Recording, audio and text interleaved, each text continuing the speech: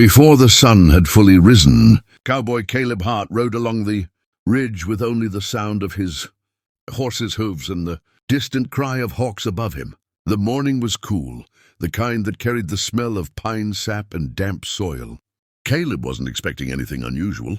He was simply following the trail of a calf that had broken through the fence the night before.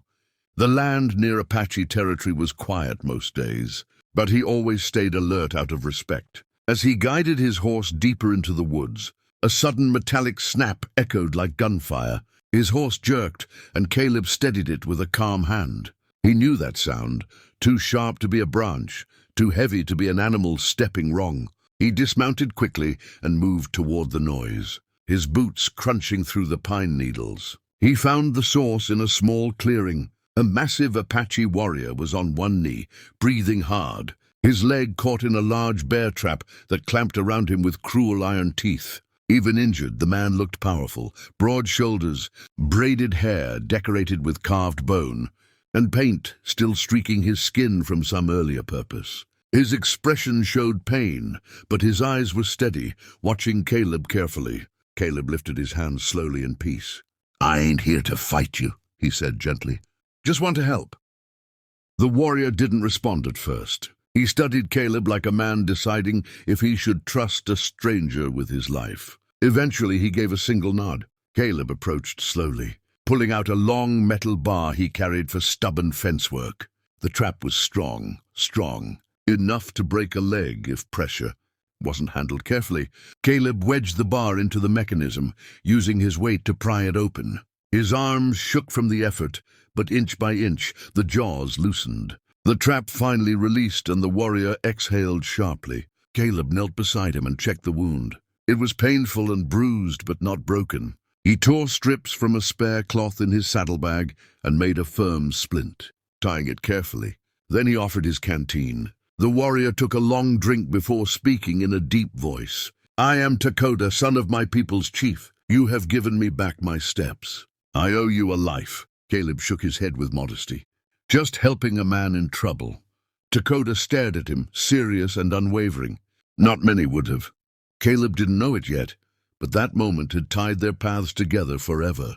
Caleb Hart was repairing a broken gate hinged the next morning when he noticed the dust rising on the horizon. At first he thought it was cattle, but soon he saw riders, Apache riders, moving in a steady, purposeful line toward his ranch. Caleb straightened, wiped the sweat from his brow, and waited without reaching for his rifle. Their posture didn't look hostile. Their formation was calm and organized. Still, it wasn't every day an entire delegation arrived at his property. When they stopped at the edge of his yard, the oldest among them stepped forward. His expression held respect rather than threat. "You are Caleb Hart," he stated, not asked. When Caleb nodded, the man continued. "Our chief requests your presence in our camp.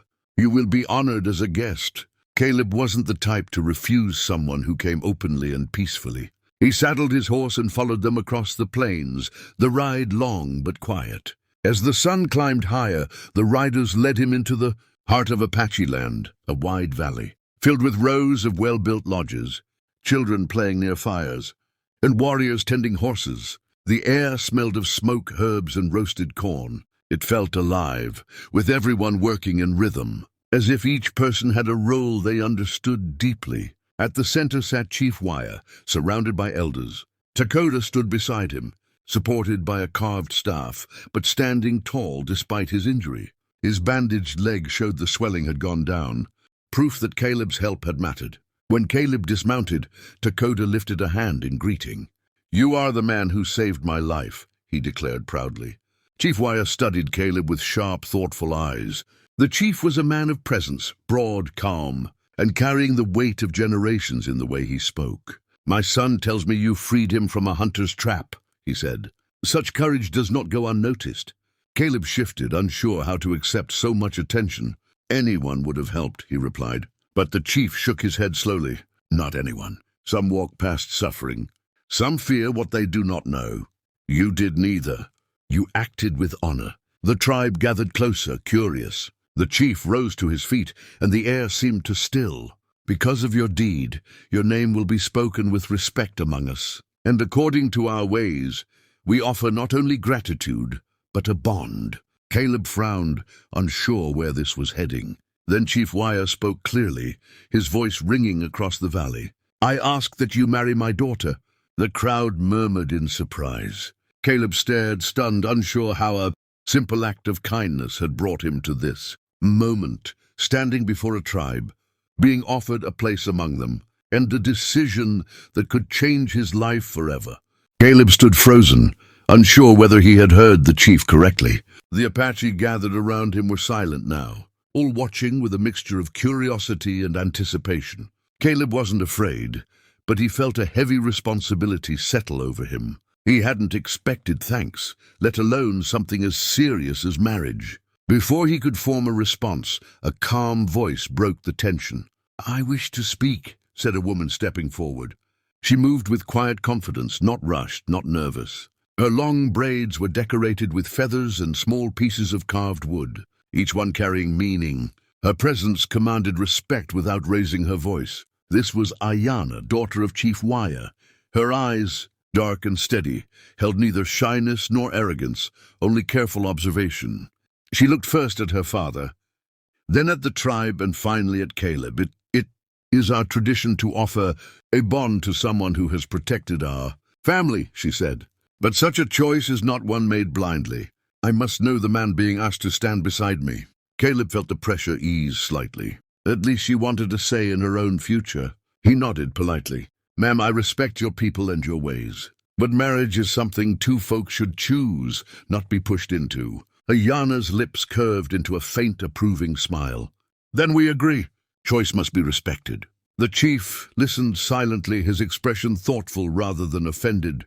Takoda stepped closer, his staff tapping lightly on the ground. "Caleb saved my life," he said in a tone filled with loyalty. "But even so, no man should be forced into a union. My sister is strong enough to choose for herself and wise enough to speak her mind." Ayana turned her attention fully to Caleb. "Tell me who you are," she said plainly. "Not your name. I want to know your heart." Caleb took a breath. "I'm a rancher. I fix fences, raise livestock, and try to keep peace with the land. I don't look for fights, but I don't walk away when someone needs help. That's all I am." Ayana considered his words carefully. Around them the tribe watched, waiting for her judgment. After a long moment she gave a nod, not of commitment but of respect. "Then let us learn, not as people bound, but as people deciding." Her father accepted her decision with a slow, solemn nod. "So it will be. Caleb Hart will stay among us for a time, not as a husband, but as an honored guest. The choice of the bond will be made when both hearts understand their path." The tension faded, replaced by calm acceptance. Takoda clapped Caleb gently on the shoulder, smiling. Ayana stepped back into the crowd, still watching him with thoughtful eyes. Caleb realized he hadn't been claimed, he had been invited. And that made all the difference. It was not the end of a story, but the beginning of one neither he nor the tribe had expected.